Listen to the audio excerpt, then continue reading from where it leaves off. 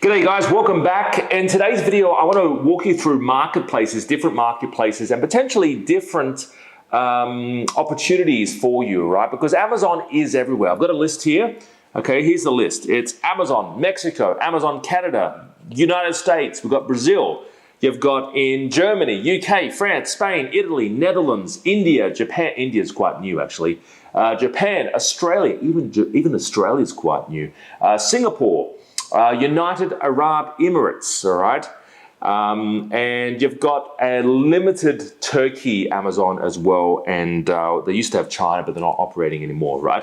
But they've got Amazon in all those different marketplaces. So Europe, Oceania, right?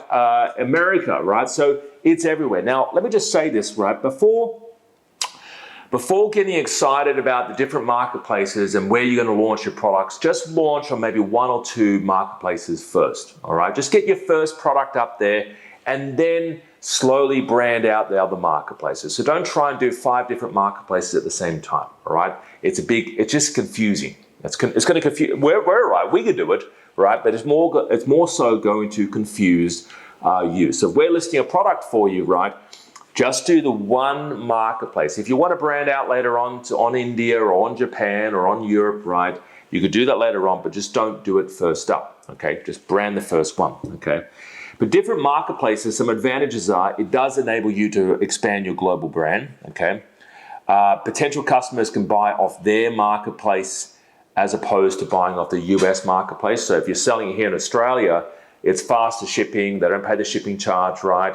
It's basically there next day or same day, right? And whereas if it's sending from America, then it could be, it could be potentially a week or 2 weeks or 3 weeks or even longer, all right? Now the considerations are multiple marketplaces mean a little bit more management, okay? So there's a little bit of time, a little bit of effort in managing that marketplace, right? And it's also possible really to get a little bit, to send your products to different marketplaces, and new shipment plans are created, all right? So there are a few things involved if you are wanting to store your product in multiple marketplaces, okay?